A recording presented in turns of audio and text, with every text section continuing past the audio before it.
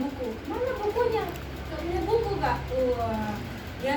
Kalau kamu sharing tuh harus begini. Oh siap, langsung gambar kita berdua nyari buku, paham nggak? Ya itulah proses.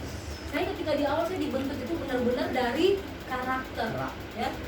Saya yakin kalau upline saya bukan top leader Fadila Shahab, mungkin mereka udah menyerah membina saya. Karena saya dulu karakternya parah banget, senyum gak bisa, keras kepala, betul ya. Tapi saking sabarnya top leader Fadila Shahab ini, saya dibimbing cetak karakter saya, ya. Bahkan saya bisa bilang karakter saya itu dibina itu 1 tahun ya. Pembinaan karakter, dikasih tahu caranya itu senyum sama orang, ini pola bahasanya, wah pokoknya dicetaknya benar-benar karakter dulu. Paham ya teman-teman ya? Sampai ya saya udah mulai paham Belia, betul ya? Jadi kerjanya ngapain? Udah, kata Kak Teda, udah pokoknya intinya kenalin teman tiap hari. Yang namanya orang Papua ya, orang Papua itu orangnya paling gengsian. Jadi saya kalau datang ke base camp, ya, saya kalau datang ke base camp tidak bawa undangan, itu tuh rasanya ya, wajah saya tuh diinjak-injak, harga diri saya diinjak-injak kalau saya nggak datang bawa undangan, ya. Jadi saya setiap ke home prospect, saya selalu pasti 1001 cara harus ada undangan. Jadi dulu karena saya kuliah ekonomi jurusan manajemen ya, ada mata kuliah akuntansi. Itu akuntansi itu harus bawa buku panjang namanya, buku panjang ya. Jadi daftar nama prospekan saya itu tuh saya tulis di buku panjang itu, ya. Kak Fadila Shahab nginap di kosan. Kata Kak Fadila Shahab apa? Dil, mulai besok kalau Dila ketemu orang, Dila wajib senyum. Oh gitu kak? Iya, siap. Jadi saya kerjaan saya tiap hari senyum di kampus, ya kan? Karena dulu kan saya susah senyum, saya dididik karakter dulu, jadi belajar senyum Dil. Oh siap. Ketemu orang senyum, hei senyum. Hari kedua, Kak Fadila Shahab bilang, Dil, jangan pulang ke kosan kalau belum dapat 10 nomor kontak baru. Mati kata saya betul ya. Tapi yang namanya dibilang sama orang sukses ya kita siap-siap aja. Siap kak. Ke kampus. Jadi saya ke kampus itu otak saya bukan pikiran udah bukan pikir materi lagi. Tapi otak saya mikirnya 10 nomor kontak. Ya. Jadi kuliah, dia udah pikir, siapa nih mau dicari 10 nomor kontak, benar nggak? Jadi kerjaan saya apa? Beres kuliah, mampir ke Indomaret. Ke Indomaret misalkan beli minum, betul nggak? Di luar tuh kan jejer-jejer tuh orang jualan kan? Saya ajak ngomong semua itu orang-orang jualan. Pak, udah lama kerja di sini udah. Wah enak, putusnya beli 2.000 Pak, beli. Pak enak Pak, pura-pura kan saya. Pak enak Pak, tukeran kontak boleh Pak. Tukeran kontak, dapat kontak. Saya nggak prospek. Karena Kak Fadila Shahab nggak suruh saya prospek, dia cuma suruh jangan pulang kalau belum 10 nomor HP. Jadi tugas saya cuma ingat 10 nomor HP. Saya catat kontak, ya. Saya makan siang di samping kampus tuh ada kayak KFC ala KFC tapi bukan KFC. Makan di situ. Pak parkir saya panggil Pak, tiap hari nggak jaga di sini. Oh tiap hari. Pak, saya dikasih tugas kumpulin 10 nomor kontak Pak. Minta Pak nomor HP sampean Pak. Saya minta nomor HP-nya. Jadi kerjaan saya kayak gitu. Supaya apa? Belajar senyum dan buka omongan teman-teman. Ya. Singkat cerita saya dididik seperti itu, terus buka omongan. Ya, saking sama sudah terbiasa ya sampai mendarah daging ya.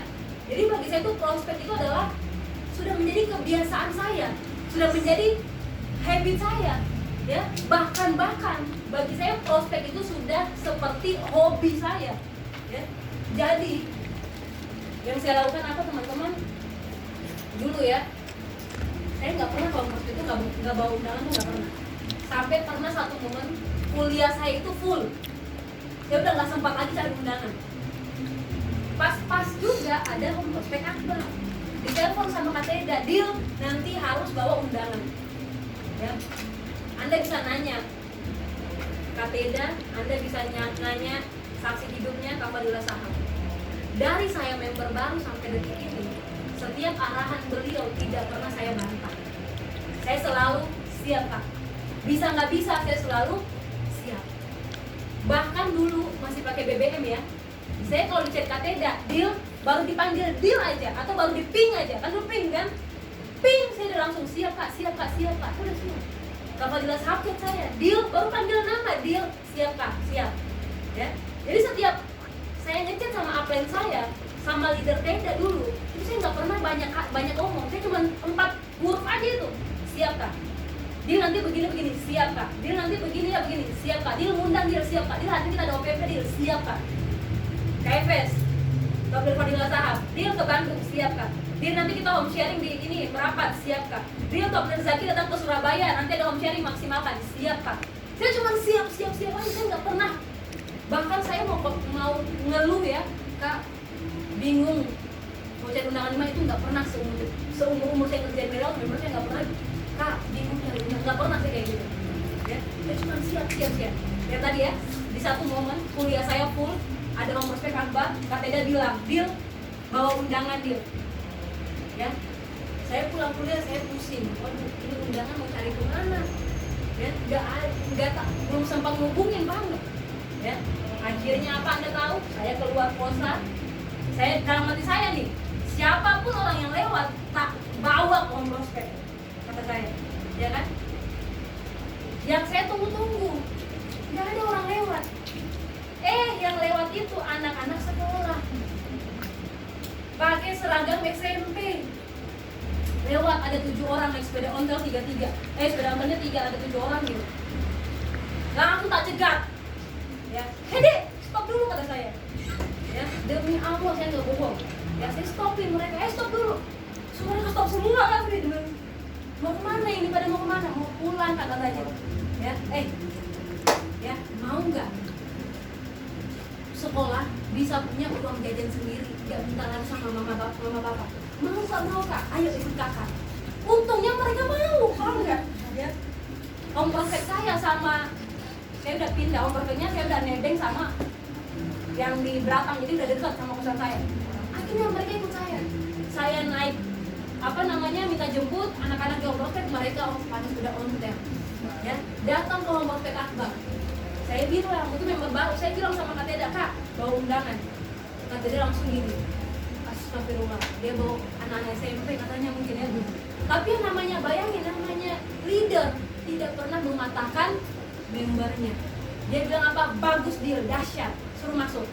Bayangin, ya, masuk deal.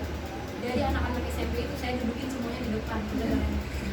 Ya, Om Prospek Akbar duduk semua di depan pakai baju seragam sekolah semua. Ya, itulah leader yang dahsyat. Bukan langsung ketika dievaluasi membernya udah ngelakuin, malah langsung dievaluasi habis-habisan. Malah katanya bilangnya apa? Deal dahsyat, mantap, masukin ke dalam. Terus saya masukin. Pas anak-anak pulang baru saya dikasih tahu, benar nggak? Deal bagus nih. Tapi lain kali dia jangan ngajak anak SMP, dicariin sama orang tuanya nanti, betul nggak? Ya, akhirnya situ saya mulai paham. Karena habit saya sudah sering suka prospek, ketemu orang mulutnya nggak bisa dikunci. Jadi setiap orang di depan muka saya itu pasti kena prospek, itu pasti. Sampai pernah saya nganterin prospek saya pulang dari NMT. Ya, saya nganterin, begitu keluarga ada anak-anak nongkrong di situ. Ya, ada anak-anak nongkrong di ujung gang. Saya udah lewatin mereka, Terus waktu saya mikir, ada orang, saya bilang gitu, langsung saya berhenti mendadak. Ini bayangin, saya berhenti mendadak, saya putar langsung ke mereka, saya samperin. Saya bilang, Dek, sekarang jam berapa? Bayangin Anda. Ya, sekarang jam berapa? Satu orang berdiri. Ya masih ingat sekali namanya Ari. Dia berdiri. Kak, sekarang jam berapa? Jam 11 malam. Oh jam 11, oh ya makasih ya. Kamu udah baik, boleh nggak kita tukeran kontak? Saya minta kontaknya orang. Kayak gitu. Dia udah pernah ikut udah pernah di prospek, udah pernah ikut home prospek, udah pernah ikut NFT, tapi sampai sekarang belum join. Saya belum ketemu lagi sama orangnya. Ya, bayangin, yang penting prospek. Paham ya? Pernah waktu Om Prospek Akbar, saya berangkat, saya belum ada undangan, saya berangkat. Aduh, belum ada undangan, akhirnya saya mampir makan dulu, makan dulu. Ketika saya makan, di dalam hati saya cuma berdoa, ya Tuhan kasih undangan, ya Tuhan kasih undangan, ya Tuhan kasih undangan. Ya, saya cuma mikir gitu, ya Tuhan kasih undangan. Saya sambil makan, saya mikir undangan. Tiba-tiba memang Allah itu maha baik. Tiba-tiba segerombolan orang datang ke situ. Ya, di rumah makan itu, di tempat pinggir jalan, datang ke situ, berhenti, masuk. Saya bilang, Masya Allah, Alhamdulillah. Jadi cuma saya sendiri di warung itu, tiba-tiba mereka datang bergomol-gomol. Pas mereka datang, ya ada satu orang duduk di samping saya. Langsung saya senyumin, cowok. saya senyumin, Mas ya sering makan di sini ya, terus saya ngomong, Mas sering makan di sini ya, dia bilang enggak Mbak, tadi kami baru pulang acara pengennya mampir ke KFC tapi KFC-nya penuh kata dia. Jadi kami ceritanya ini kami hanya lagi jalan cari makan, ketemu yang ini, ketemu warung ini, ya udah kami berhenti. Memang kata saya Allah maha baik, Allah menggerakkan, paham nggak? Karena mindset ya, karena mindset. Saya bilang harus ada undangan. Akhirnya saya makanan saya udah datang kan, dia belum datang ya. Saya cepat-cepat saya bilang ini harus dapat kontaknya. Jadi saya makan cepat-cepat langsung saya buka omongan ya. Saya bilang Mas kuliah, dia kuliah di mana Mas? Asia. Wah sama-sama anak ekonomi berarti. Dia bilang iya. Mas suka ini ya, suka komunitas ya? Oh iya suka Mbak, saya suka. Nah Mas, akhirnya saya buka omongan, pengen gak Mas punya komunitas yang bisa berpenghasilan? Emang apa Mbak? Nah satu peran kontak aja Mas, nanti saya undang Mas ke acara kita, ke sekretariat BSM-nya ada Mas. Saya verifikasi kan, akhirnya saya dapat kontaknya. Besok saya langsung undang dia ke posting. Begitu diundang langsung hari itu juga dia posting ya, 9 paket langsung bergabung anak Madura. Saya masih ingat namanya Tara, saya masih ingat ya, gabung langsung itu 9 paket ya. Nah akhirnya saya punya member lagi bertumbuh, paham nggak? Member bertumbuh lagi. Satu momen saya pernah pulang mau prospek. Dulu kalau pulang mau prospek itu pasti jam paling cepat jam 11 jam 12, selalu pulang jam 1 jam 2. Jadi pulang mau prospek itu saya udah ngantuk. Saya masih ingat, saya gonceng Kak Fadila Sahab di belakang. Kata Kak Fadila Sahab, Bil mampir Indomaret. Di kosan Dila kan minumnya tinggal dikit. Oh iya kata kamu ke Indomaret beli minum. Oh iya siap. Mampirlah ke Indomaret. Saya bilang Kak Dila di motor aja ya, karena udah saking capeknya kakak yang masuk. Oh iya siap Dil. Oh iya Dil. Saya tunggu di motor, udah cagang motor, udah apa? Tahan motornya. Saya lagi nunggu kan gini, tiba-tiba keluarlah itu. Siapa? Petugas Indomaret. Nggak lihat prospek, saya cuma lihat angkat muka. Pas saya angkat muka gini, waduh kata saya hilang surga. Saya langsung hilang antuk saya. Wah surga dunia, betul nggak? Dapat lagi nih orang. Akhirnya refleks teman-teman, turun dari motor, saya samperin langsung. Saya bilang Mas jam berapa ini masih nyapu-nyapu? Saya bilang iya Mbak, soalnya udah sepi, udah gak ada kerjaan, betul ya, daripada ngantuk kan nyapu ya. Wih gajinya gede ya? Enggak lah Mbak. Wah berarti udah diselamatkan. Kamu nggak punya penghasilan tambahan yang nggak ganggu kerja? Emang apa Mas? Emang apa Mbak?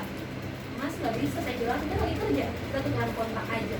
Jadi saya dulu senjata gitu saya selalu tukeran kontak aja. Akhirnya tukeran kontak, betul nggak? Dapat kontaknya, besok Mas libur Mbak. Saya undang ke om prospek langsung posting lagi 9 paket. Ya. Jadi saya memang karena udah saking ketemu orang, pasti ke prospek semua sama saya teman-teman. Ya.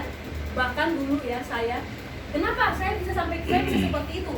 Ketemu orang prospek berani. Kenapa ketemu orang berani? Padahal yang tadinya cuek, betul ya, gengsian, tiba-tiba bisa berubah seperti itu. Kenapa? Karena saya ingat dulu ketika saya berjuang sama Kak Teda, saya ingat sekali. Setiap lampu merah, Kak Teda selalu bilang, dia kamu mau sukses nggak? Mau kan? Salah satu faktor yang membuat orang sukses di Melia itu adalah teriak di lampu merah. Makanya dia bilang kayak gitu. Ya, dia bilang kayak gitu, teriak di lampu merah dia. Saya bilang, serius Kak? Serius dia? Kata dia. Ya, jadi setiap lampu merah di Surabaya itu saya selalu disuruh teriak. Lampu merah, saya kalau setiap lampu merah saya paling dendam, betul nggak? Teriak dia, jangan dari cara saya. Teriak, iya Kak, bentak dulu Kak, kata saya kan. Udah mau hidup, udah teriak, saya pasti sukses. Langsung. Iya beneran. Ya. Jadi setiap di jalan waktu saya mau belajar 5 pilar, ya, pakai headset, ya, dengerin 5 pilar. Kalau saya lagi goncengan sama orang, saya nggak pakai headset, ya. Nanti dia bilang deal, saya dipukul dari belakang gini kan, deal 5 pilar gitu, ya. Deal 5 pilar deal, siap, ada 5, ya.